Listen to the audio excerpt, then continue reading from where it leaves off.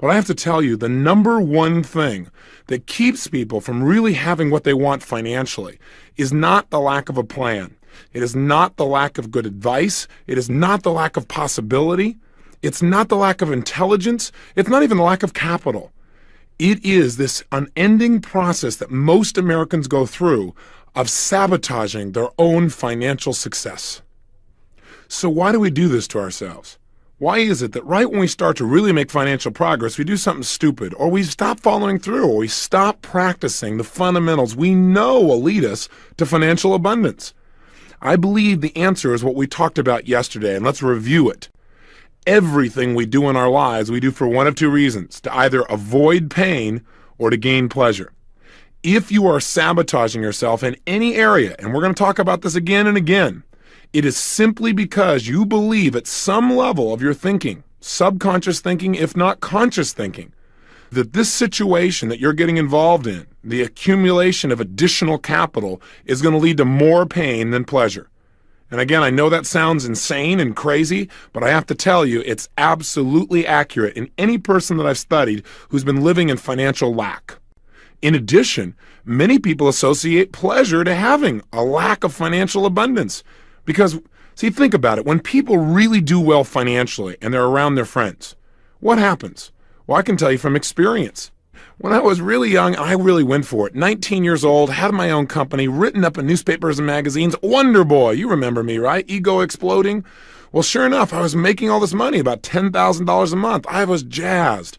Except, I thought money was going to lead to pleasure. I looked around and saw all the problems in my family, said, hey, if I got money, I can eliminate those, and I got a lot more fun. I can give to my friends, and I'd go back to my friends and want to take them with me on a trip or want to go someplace. And they were uncomfortable. In fact, a lot of them started to judge me.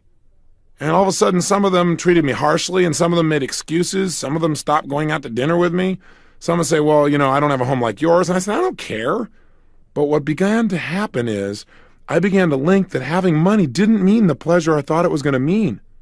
My brain started linking up having a lot of money means that people reject you. People you care about aren't comfortable with you. All of a sudden, I started feeling like an outcast. All of a sudden, I started feeling all this pain. And sure enough, within a short period of time, my brain, on some level, not consciously, but subconsciously, began to just destroy everything economically.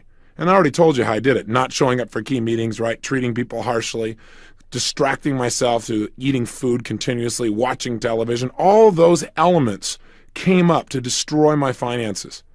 And so we must remember how our brains work. They don't work logically. They work on what we associate to things. So if we're going to eliminate financial self-sabotage, the answer is very simple. You've heard it over and over again, and again you'll hear it from me. And that is, we must change our neuroassociations about money. That is, we've got to change some of our core beliefs. We've got to make sure that earning money is purely a positive and pleasurable experience for us, and not one in our mind that's going to lead to pain. Again, some people think, God, I'll have to pay all these taxes. And they don't have the money and they're worrying about the problem. No wonder they'll never have any. Why are they already considering the negative aspects of having money? The answer, I believe, is that for most people, having an abundance of money is the unknown. In its experience they've never had before. And people are basically afraid of the unknown. See, they know how it is right now. They understand it. They understand the status quo. And that's fairly comfortable. I mean, you might have a little bit of pain, but the unknown, now that's really scary. So I've found that most people fail to achieve what they want financially or sabotage themselves financially simply because they haven't gotten themselves ready for wealth, financial wealth. They've not conditioned themselves emotionally to have money. They've not developed the kinds of beliefs that would allow them to create an abundance of money and then continually expand that money as well. You remember the metaphor we talked about when we started this program? That what we have to do to really succeed, we have to build up our ability. We have to condition ourselves just as we would physically. And you start with a little bit and you begin to work with it each day, increasing the amounts until pretty soon what happens is you really develop the muscle. But you've got to be able to use it. You've got to condition your arms, for example, to be able to do curls. Well, you're going to have to condition your mind and your emotions in order to be able to have an abundance of money and feel comfortable with it. Otherwise, even though it's something that's very positive, it may feel like a weight to you because you just don't know how to deal with it. So how do we first get beyond this sense of lack? How do we first begin to create that wealth? And then how do we keep ourselves from destroying it once the abundance starts to flow? The way to really create the wealth that you want in your life starts with step number one. The way to get wealthy right now today is to free yourself from the illusion that you're not already wealthy. You say, what are you talking about, Tony? I don't have any money. Listen, wealth is not just money. Wealth is an abundance of the things that you really desire in your life. Wealth is leverage. That is the ability to have experiences that you have not personally controlled or generated. What do I mean? Well, you are wealthy. You live in a country where there is abundance around you all the time, and you own it just for living here. I mean, you own the public highways. You don't have to pay anything for most of them across the country. You own many of these government buildings. You can go in. They're yours. You can use them anytime you want. You can go into a public library and get access to any book that's ever been written virtually, and it costs you nothing. Think about it. Leverage in your life is everywhere. You didn't have to go out and actually create your breakfast, nor did you have to hunt down your dinner. These things have been done for you. You say, well, yes, I paid for them. Yeah, that's true. And it wasn't on your back that the salt came out of mines so that you could put it on your food. You are truly wealthy. The level of abundance that you and I experience every single day, no matter how much money we earn, compared to the rest of the world, is absolutely absurd. And yet we walk around feeling like we have lack. And see, like attracts like. Whatever you hold on a consistent basis in your mind is exactly what you will experience in your life. So the first key to becoming wealthy is to understand that you already are. Now, wanting to expand that, I believe that's healthy. You know, some people say, well, is it really right to make more money? I mean, if you got a lot, is it right? Well, let me ask you a question. If you're intelligent, is it right for you to continue to want to expand and become smarter? Is it right, if you're already close to your husband or wife, to want to deepen that relationship even more? Is it right for you to want your children to have even more, to be happier, to be stronger, to have better relationships? Is that right? Is it right, no matter how close you feel to your Creator, to want that bond to be even stronger and to strive for it? Is that right? I've got a question for you. If you could have more in your life, if you could have more, then should you? If there are things you could do that create greater abundance in any area of your life, then should you? And my answer to you is absolutely. I think I shared with you earlier in this program that there was a point in my life where I thought, gosh, if I have so much abundance and other people don't, there's something wrong there. That's unfair. Hey, listen, every single one of us was born with opportunities. We're equal in our opportunities. We're not equal in our decisions. We're not equal in our education. We're not equal in how much we demand from each other or from ourselves. We're not equal in our motivation. We could choose to be, but most of us are not. Now, I know there's the argument that, hey, I grew up in the South Bronx, or I grew up in a difficult part of town, or I didn't have the role models. I can certainly appreciate that 100%. I really do believe that there are many people in our society that don't seem to start out with the same level of resources, no doubt about it. So my approach to that used to be, well, I really care about people that have less than I do. I care about people that are poor financially. In fact, my strategy was the best way to help poor people is I'll be one of them. Well, that's not exactly the most intelligent approach. Instead, what I decided to do was realize that no matter what someone's resources were, I didn't have any either. I didn't have any great role models. I didn't grow up wealthy, not even middle class. And yet I was able to make the things work because I pursued them. And no matter where I've looked in the country, no matter how horrible the environment, there are a few people from that environment that somehow have made it work for themselves, mentally, emotionally, socially, spiritually, physically, and financially. So why did these people make it in spite of all the odds? The answer was not necessarily more talent or more ability, but that they were able to get access to their talent and ability because they had beliefs that empowered them in each of these areas, including financial. I mean, that's really what it comes down to. Your finances will not change until your core beliefs change. Trying to turn around financial sabotage simply by working harder, by the way, will not work. The reason is you'll work harder and your beliefs like this rubber band. You'll push, stretch yourself out there. It'll start to make some progress. And right when you get to a certain point of threshold, whammo, the rubber band snaps you right back to where you were. I mean, haven't you experienced this sometimes? The only way to break through is get rid of the rubber bands. Expand your picture of your life financially so that what's happening is you're on a road you're always building and one that's always expanding.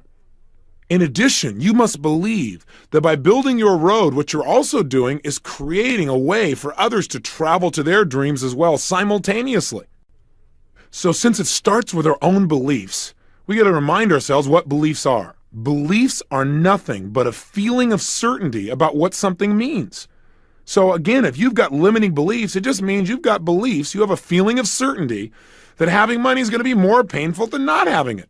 That having an abundance of money is going to be more painful than not having an abundance. Yeah, you can get by and it'll be okay. You've got to change that. How do we do it? Well, one, the easiest way to change anything is to link pain to the thing we want to change. In other words, link in our own minds that if I don't change this belief system, it's going to cost me so much, it's going to hurt so bad that your brain says, I'll do anything to get rid of that belief, and then show your brain an alternative, one that by applying it, you'll have pleasure. Now, what most people do in life is sit around and hope that someday something magical will turn it around. Or again, they go out and just work harder and harder and harder, and they wonder why they still can't make it financially. No matter how much money they make, they always end up with more month at the end of the money. Maybe I was one of the lucky ones. Maybe I just have a low threshold for pain because I just couldn't take it. I found so much frustration in not being able to go certain places, not being able to be with certain people who are traveling, not being able to give some of the things I really wanted to give most to the people I cared about, not being able to have the lifestyle and the freedom of choice in terms of my time and my energy and the things that I was going to have in my life as well.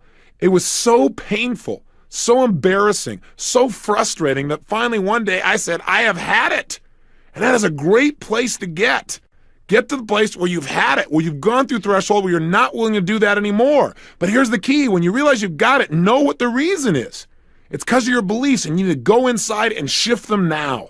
So how do we do this? I'm going to guide you through a 3 or 4 step process right now to eliminate self-sabotage in the area of finances forever.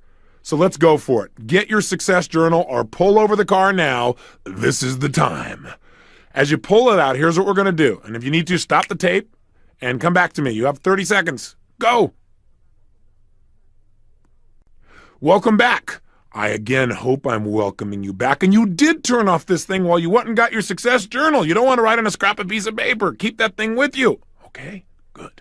Now here's what I'd like you to do. I'd like, if you would, to write down all of the pain that you presently experience in your life because you don't have the level of financial abundance that you truly deserve. In other words, what are you losing right now? What are you missing out on?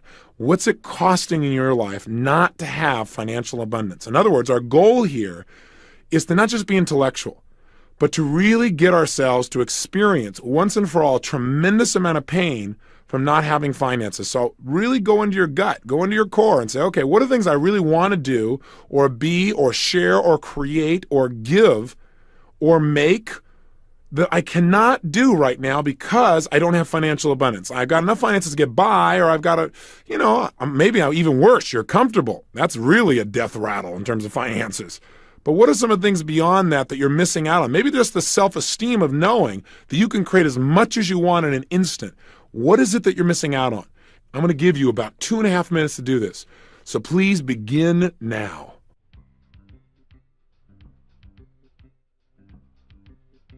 Remember, while you're doing this, make it compelling. What are some things you'd really like to do in your life that you can't do?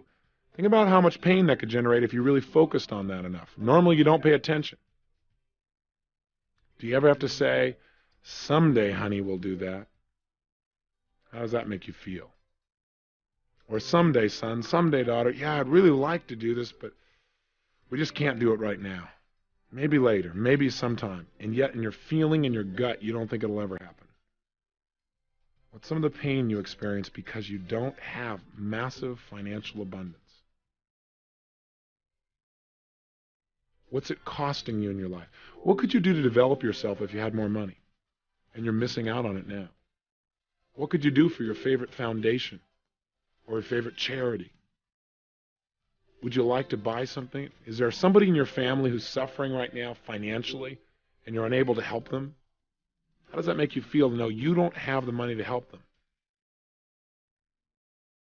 Someone need medical care? Would you like to be able to purchase a nicer home or something like that for family members, a mom or a dad? Would you like to take better care of your grandparents but can't because you just don't have the financial abundance? Is there a school you like to send your children to but you just can't, again, because there isn't enough money? What are some of the prices you pay every single day because you don't have enough money? What are some of the things you really want, but you've had to settle for second best because you didn't have financial abundance?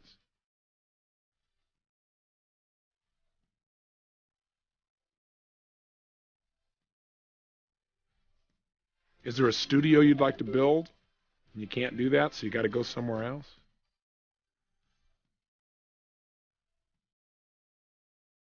Are you having to live in a neighborhood that is not supportive of your own values simply because of economic necessity? How does that make you feel, knowing that you have to do that?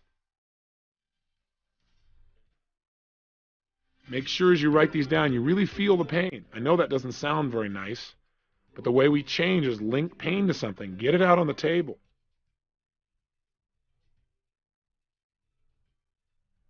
Okay, so what we've done here, if we've done it effectively, is gotten your brain to begin to associate major pain to not having money. Now you might say, well, Tony, I already had that. Well, maybe, but maybe it was like you had one thought at a time. What we want to do is intensify the feeling of pain so your brain will finally say, I've had it. No more. I've got to have money. So what's on your list? Is it compelling enough? When I have people do this many times, they'll tell me things like, well, gosh, not having money means I don't have time with my kids. Or not having money means I can't live with my son or daughter. Or not having money means I can't get them the kind of child care they really deserve, and I'm busy working too, and I don't know what to do. That's pretty strong pain. That'll get somebody motivated real quick. Remember, we'll do more to avoid pain than we will to gain pleasure, so put it on yourself. Some people say just the pressure of the bills themselves. That is so painful.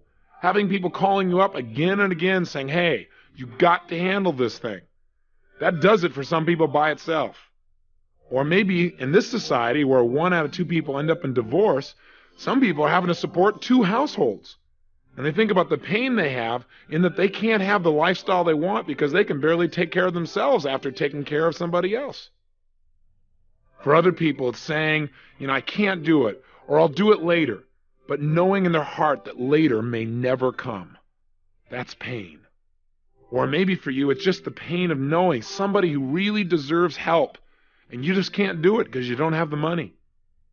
Or maybe it's the inability to travel or visit the places you'd really like to, or maybe visit some people. I know some people have made on their list things like, I just don't have the money to even go visit the grandparents who are about to pass away.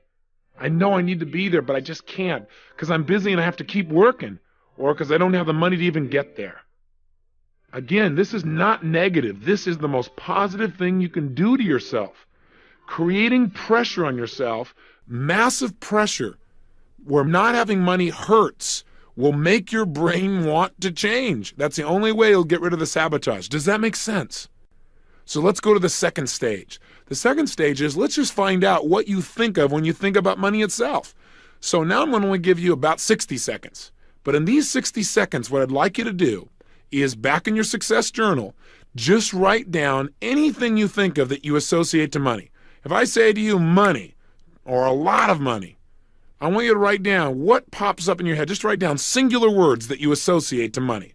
So you've got 60 seconds. Please begin now. Go for it.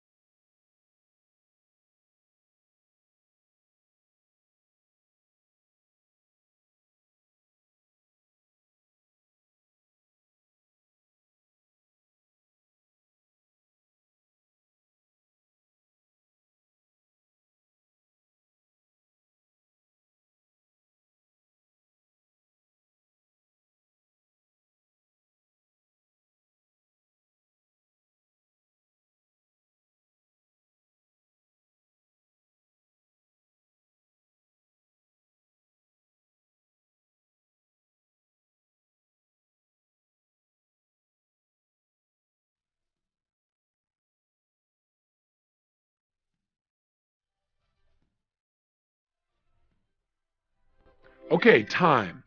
So what's on your list? Well, I'm not sure what's on yours, but I decided to try this with the engineer here in the studio. And he came up with some things like this. He said that he has freedom.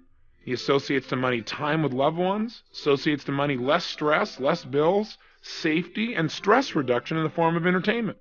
Somebody else here has on their list freedom of movement, security, giving, peace of mind, hard work, the burden of responsibility, lifestyle, wider social latitude. Interesting. What's on your list? Now, when you look at your list, is it mostly positive or mostly negative? What I've found is when I have people do this, it depends on the individual, but oftentimes I get a lot of positives. On most of these lists, both these lists seem to be primarily positive. They think about money and there's these positive things. They associate pleasure. And you say, Tony, then why would somebody sabotage if they only associate pleasure? Well, let's try another approach and dig a little deeper into your brain. Let's see if all your associations really are positive. Here's what I'd like you to try. For the next 2 minutes, I want you to write down the things you remember hearing growing up about money. In other words, what were you taught about money, both explicitly and implicitly, by what people told you, like, for example, in your family, your mom, your dad, etc. What are some of the phrases you remember hearing? Jot them down now. You have 2 minutes beginning now.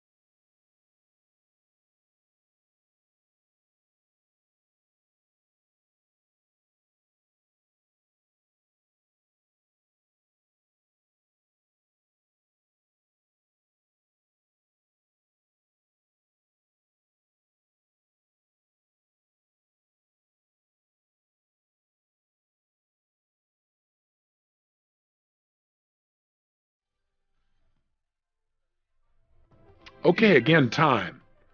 So my question is, do you notice any conflicts here? Well, I don't know what's on your list, but if I were to take the sampling I have here in the studio, it's rather interesting.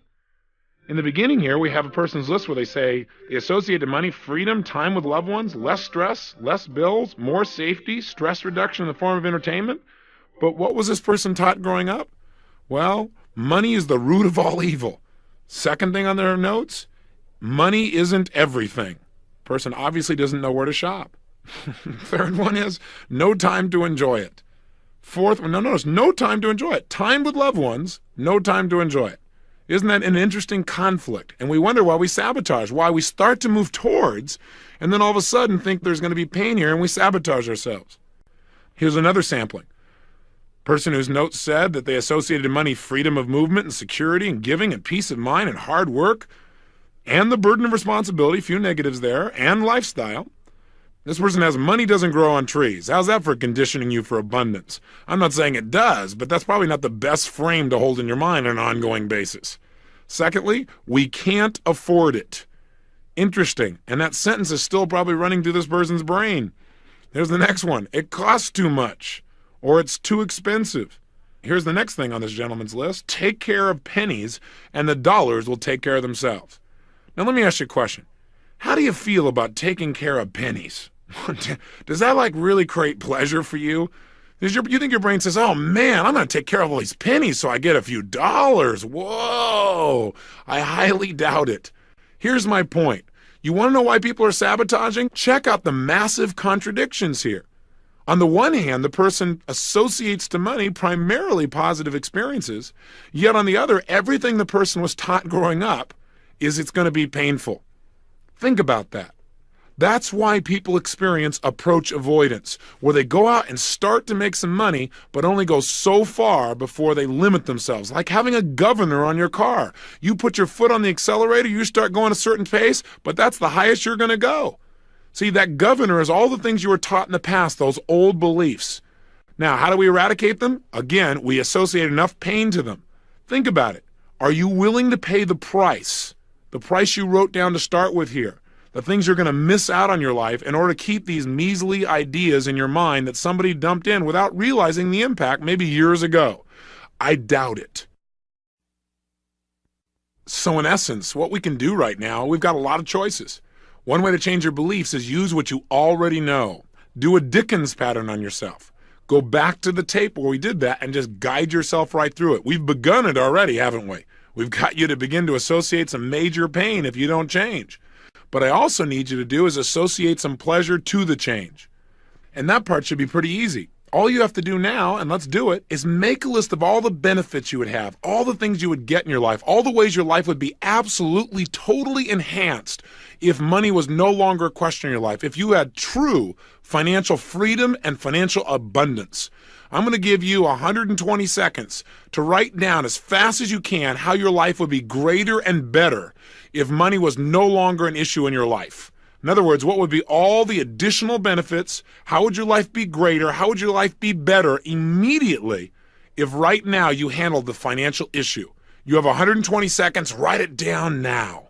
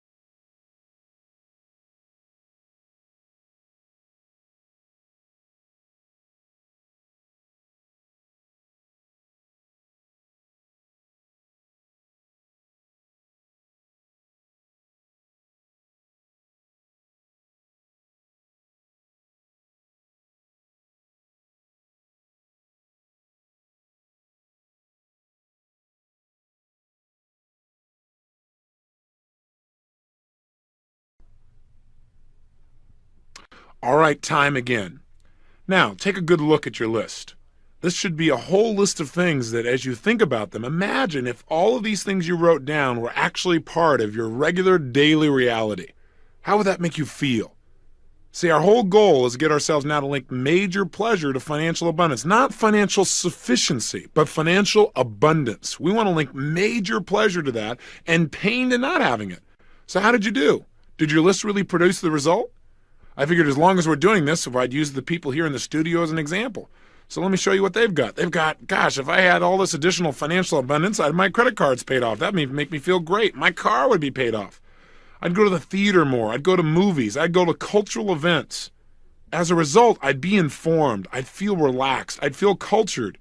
It'd increase my self-esteem. I'd have more humor in my life. I'd feel more articulate, more balanced. I'd be able to make conversation more easily. There'd be less stress in my life. I'd be able to have more time with my son. Another person's list says, gosh, if I had financial abundance, not just financial sufficiency, I could finish my studio. I'd buy a new home. I'd have more travel time. I'd be able to get in the music business full time and just enjoy what I love most. Or I could be more generous. I could give without any concern for the future. I'd have no daily pressures from financial obligations. Think about how you'd feel if these things are really true. So what is the main strategy for turning ourselves around financially? Simple answer. You've heard it many times. Again, repetition being the mother of skill. And you've heard that one a few times too, haven't you? But I want to remind you that our brain moves away from pain and towards pleasure. Right now, if you don't have enough money, it's because your brain links pain to having it in a major abundance at least, not sufficiency, but in a major abundance, and a certain amount of pleasure in staying where you are. We want to reverse it. How are we reversing it? 1, create massive pain and associate that pain to not having it. 2, create tremendous pleasure to having it. Get it clear in your mind that there's a carrot and a stick and they're going to drive you forward financially, and you'll see the financial self-sabotage disappear from your life. Now we need to go a step beyond. We've now got the beliefs that work, but that's not enough by itself. Got to go beyond just eliminating the negative beliefs. And by the way, one way to get rid of some of these old beliefs that used to stop you as well is to ridicule them. See, if you take anything you've heard or said to yourself, and all you do is say it over and over again in a unique new way, you create a new anchor. In other words, that's what advertisers did, right? Winston tastes good like A, Winston tastes good like A, Winston tastes good like A. How do you spell relief is R-O-L-A-I-D-S, R-O-L-A-I-D-S, R-O-L-A-I-D-S, and you heard it over and over again until that's what you linked. Simple anchoring. So what you could do is attach to those old phrases new beliefs. So that when your mind says money doesn't grow on trees, you say, that's absolutely right. It grows out of the positive ideas that I follow through on every single day of my life. If you do that over and over again, pretty soon, money doesn't grow on trees won't have the negative impact. Does that make sense? I know that sounds so simple. I'm sorry to help you to be free in an easy way. I guess we could make it tougher, but that's all it really takes. All you got to do is identify what used to stop you, destroy it, eliminate it, or get it to trigger something more positive. If you got one here that says something like, money isn't everything, say, for people who don't know where to shop. Have some fun. Get yourself to giggle or laugh. All you have to do is get these beliefs to have less heaviness to them, less control over you. Ridicule them, play with them, and that's going to be one of your exercises. In fact, it may be useful for you to do that now, to go through right now and do things to these beliefs to either make them trigger a new empowering belief or to ridicule them to the point where they no longer affect you, to where you would think of them every time you thought of money isn't everything, you begin to smile thinking of that funny phrase, well, you don't know where to shop. In other words, it's not true. What I'm saying is not true. All it is taking away a limitation. Does that make sense? Let's try it. Let's stop. One last thing. You're giving me a lot of exercises today. That's true. But this is an issue. It's time to just get over it and move on so you can have the kind of abundance here that you also have and are continually developing in your relationships and in your business and your spirituality and in your emotion and your energy and your life. Go for it. What I want you to do specifically is the following. Take out your success journal. Go through each of those limiting beliefs. Any limiting beliefs. In other words, remember we said write down anything you used to hear growing up about money, any of them that would be a limitation, and change the belief. In other words, attach a new belief to it. Just the way we did here. Money doesn't grow on trees. That's right, because it grows out of the ideas that I generate every day and follow through on that create good for myself and other people. And just say it over and over again. So pretty soon you begin to link it, or maybe something simpler than that complicated phrase I came up with. Let's take another one as an example. Let's say growing up you continually heard, it's too expensive, it's too expensive. Now that's part of you. And you say, you're absolutely right. It used to be too expensive, but now it's an investment in my joy. You get the idea. Now you may say, well, gosh, this is really hard. So is not having any money. You deserve financial abundance. Right now, get creative and go through each of the negative phrases or beliefs and find a way to either counteract them or attach something to them that will empower you. Please take the time to do this one right now. Let's just eradicate these beliefs. Do it now.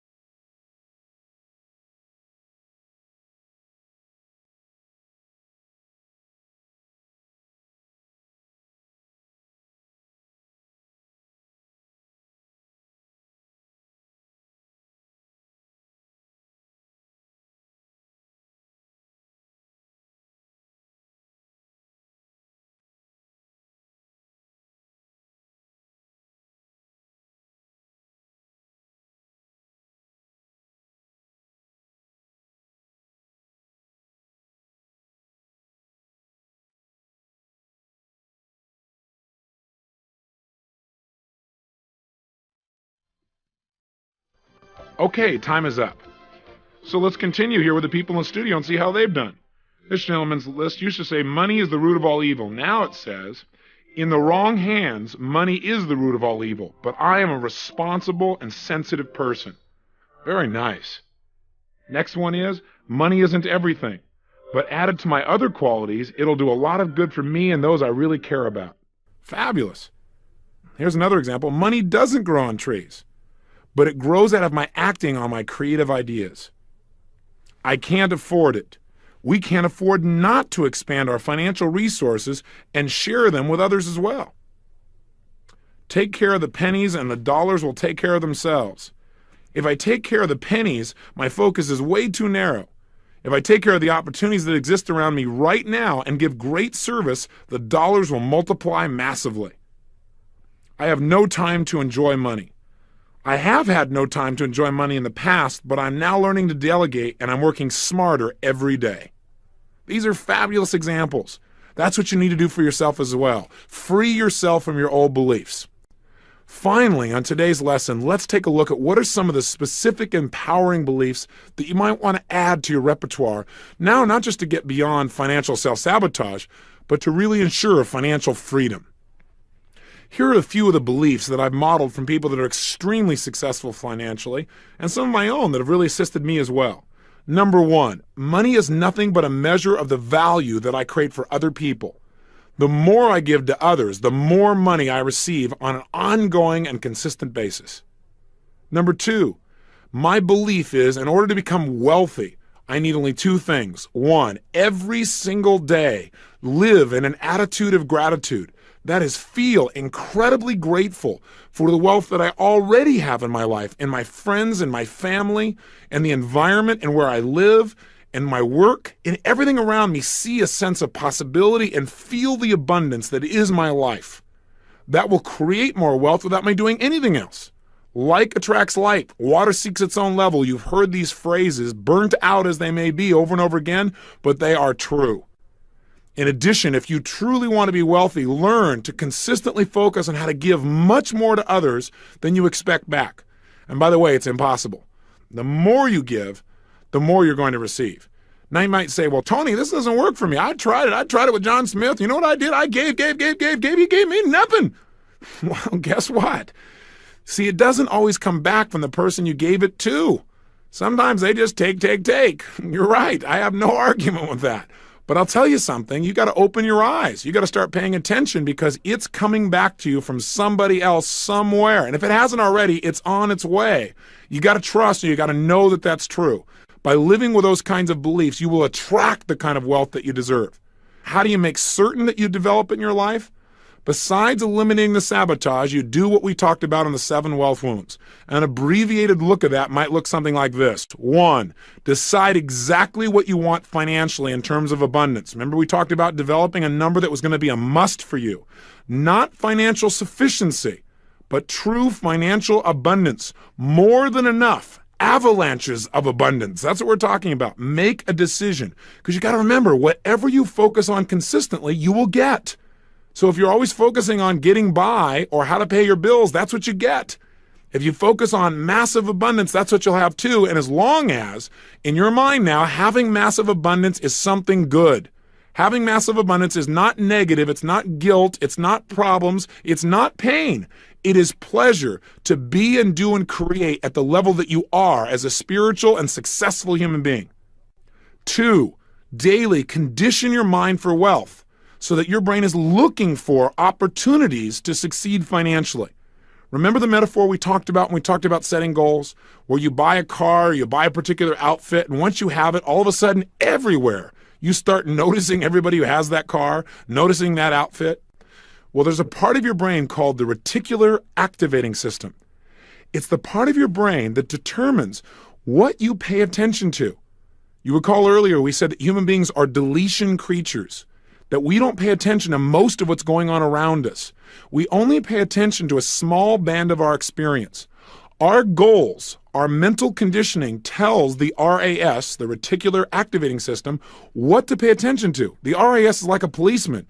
It determines what's going to get through to your conscious awareness and what's going to be screened out. So when you daily Decide what you want and condition yourself to look for opportunity. It's like all of a sudden you see that car everywhere. All of a sudden you see those clothes everywhere. All of a sudden you will see places that cash in financially when you've now made the decision to condition your mind to attract wealth. How can you do it? Well, for years, I started using affirmation for myself. Now you might say, well, didn't you say affirmations aren't that great? No. I said that you got to make sure that if you're going to use an affirmation, you do it with some real physiology, that you really change your state. And I read all kinds of books on attracting wealth. And I found this in one of those books and I really liked it. And so I said it over and over again. But again, saying an affirmation means nothing unless you generate feeling. And before I give you this affirmation, I want you to know that it's not meant to be religious in any way. I do want you to know that I do believe in a creator. I call it God. You may call that something else, and that's fine. But I believe that you and I have this privilege called life because something or someone has given it to us, something greater than our conscious awareness. And when people tell me, well, I don't believe in a God, I'm an atheist, my view to them is I like to ask them a question. I said, so you're trying to say to me that everything we see, the earth, the plants, our environment, this solar system, this universe that all works with absolute precision is all the result of things just falling together? That's like saying Webster's dictionary is the result of an explosion in a print factory. Come on, there's got to be something more. But let me just tell you how I condition my mind for wealth. I believe that we can tap in. We can attract more in our lives when we connect ourselves mentally and condition ourselves for that abundance. So what I say to myself is this: God's wealth is circulating in my life. His wealth flows to me in avalanches of abundance. All my needs, desires, and goals are met instantaneously, for I am one with God, and God is everything. And I would say this to myself over and over and over and over again. I would go run down the beach for a couple of miles, saying this to myself with all the intensity of feeling I could generate. That's one of the major reasons I believe that in 12 months I went from totally broke to $1 million net worth, because I didn't just hope. I created a level of certainty in my body that total financial abundance was a part of every cell, every thought, every feeling, and things began to jump out at me, and I began to attract them. Now, that may sound real metaphysical, it may sound weird to you, but anyone that I've met who has created great financial abundance has not only decided what they want, but they've begun to condition themselves daily to have that level of abundance where it felt right for them. And that's what I did with myself. I offer you the opportunity if it's worthwhile for you, or you can correct it, change the language so it works for you, but please condition yourself for the abundance you deserve. Step 3. Get some role models. Find out what to do and get yourself a great vehicle. One way to get a vehicle is sit down and write down what is it you love to do most in the world. Because see, I think financial abundance comes from doing what you love most, doing it massively, and making sure that in your doing it, it creates tremendous value for other people. If you do those things effectively, you're going to have financial abundance. So if you're looking for a vehicle, what do you love to do most, number one? Number two, how could you do it in a way where other people would benefit and be willing to make an investment to take part in something that you love? I mean, that's what I've had the good fortune of doing by asking that question. Question 3 is, how could you do it massively so you could reach tons of people and make a major difference and hopefully get paid well in the process? And then 4thly, how could you do it intelligently so that once you've done all this stuff and you've worked so hard and you've helped those people, there's something called profit when you're done? There are lots of possibilities for vehicles, and there are lots of models if you already want to stay right where you are and do very well financially. Again, call or write us. We'll teach you some models. Come to our seminars, or find somebody who you respect locally and model them, or go to somebody else's program. Whatever it takes, please get yourself a model. That's how you'll know what to do. 4, make sure that on an ongoing basis, you experience yourself as a giver. And I save this for last because I want you to remember this. I believe that the bottom line of financial success comes from your believing in your gut that you deserve everything that you've got in your life. Now, that may sound egotistical, but the reality is you got to feel like you deserve it or it won't stay. You won't attract it. My way of generating that I deserved it came in many ways. Number 1, I deserve it because I'm alive. Just as much as I deserve to grow mentally, emotionally, in my relationships, in my intellect, all those things I think I deserve to grow. So why would finances be any different? In addition, I deserve it because I'm a giver, because I always strive to give much more than I would expect back. These tapes are an example. I hope you can feel I'm trying to give you 10,000% of myself at each and every time here. I'm committed to having you get much, much more, 100 times more, a minimum of 10 times more than you've invested in this program. And I know for a fact, if you've really been listening, that you agree with me. The bottom line is, by knowing you're always trying to give much more, you feel like whatever comes back, yeah, hey, I've earned it, I deserve it, and it's great.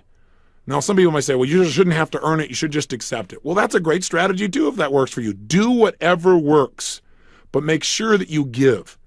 See, you got to take at least 10% of what you earn and give it away, minimum. Now, some people say, well, Tony, when I make more money, then I'll give 10%. Who are you kidding? What do you think is harder, to give a dime out of $1 or 100,000 out of $1 million? Trust me, the 100,000 will feel quite a bit different than the dime out of the dollar. If you don't develop the habits now, you certainly won't do it when the numbers get bigger. Listen, go get yourself a book, simple book. It's called The Richest Man in Babylon. It's by George Clayson. It's a very old classic, very small. You can read it in a short time. It's like a series of short stories that'll teach you how to use money through allegory. It'll teach you 3 basic principles. 1, it'll teach you no matter how much money you make or don't make, take 10% of it and give it away immediately. Why? It doesn't say this, but this is what I believe. When you give away a percentage of what you have, it teaches your subconscious mind that there's more than enough. Boy, that's a great belief to install, because once it believes that, your subconscious mind will create that reality in your life. It makes you feel like a giver, and we all deserve to have that feeling of pleasure of being a giver and not a taker. 2, it'll tell you to take 10% of what you earn and use it to reduce your debts. Pay off MasterCharge, Visa, Arnold's Linoleum, whatever it takes. And 3, take 10% and save it up to invest. No matter how small it is, you can't believe what some of the investments are that are available out there. There are things that take almost no money you could get started with and begin to build your wealth. But make sure you give. And here's the 5th step that I want you to take to really condition yourself for wealth and move to the next level. And that is, create experiences with money that create tremendous pleasure and joy for yourself and the people around you. Give to yourself. Be willing to really do that and watch your financial picture change. In other words, you can't expect to work that hard, make a lot of money, and then never get any pleasure out of it. Just put it in CDs or just invest it or just give it away and never feel that direct connection of pleasure. Your brain won't do it forever. So you might take a certain amount of your money and it's just mad money. You're just going to go out and do stupid fun things that maybe in the past you used to make yourself wrong for. You're going to go play. That's play money. And if you do that, you can't believe it'll happen. Your brain will go, yeah, let's make some more money. We can have some more play, some more pleasure. And it'll enhance your life in virtually every way. Remember, if you have financial abundance, it's because you deserve it. If you've lived by your values and you've truly given yourself each day, try to add major value to other people's lives, and you've had a decent vehicle, you will develop financial abundance. You'll have financial excess. Now, the challenge with that is that people think when they hear excess is too much. But in this case, you've got to realize that your excess is the result of you giving much more than what's even shown up. It's a great scorecard for the value you've added in other people's lives, and as a result, you have even more in your own as well. There is no need to create limits on yourself. Let yourself grow well beyond your past limits and create the abundance you deserve. Here's your assignment for today. You go, I got another assignment? Well, why not? We're on a roll. The last assignment is this. As you turn the tape off, let me give you a 10-day challenge. I know I've given you some daily challenges, like your morning questions, but just for 10 days. And start it today. Would you be willing to take a minute or two and begin to condition your mind for financial possibility by doing the following? Writing down simply 3 ideas on how to make money. 3 new ideas. Either something that already exists that you haven't been paying attention to before, or a brand new idea, a concept for a service or a business or an investment or a possibility or an invention. Anything at all. And let me give you one caveat. Maybe a bunch of your ideas won't be worthwhile. Who cares? How many ideas do you need to be able to create financial abundance? 1 or 2 good ones, that's it. And that's all you need is 1. So if you did this for 10 days, you'll have 30 ideas at the end of 10 days, plus you'll have done something else. You'll have established a conditioned mental pattern or habit of looking for financial opportunity, and you certainly deserve that. If you keep looking, you're liable to find something. And if you find something, you're liable to follow through. And if you follow through, you're liable to make some major money. And then you want to focus on money. You'll be able to just have that abundance and be able to focus on whatever you hold as most important now. So go for it.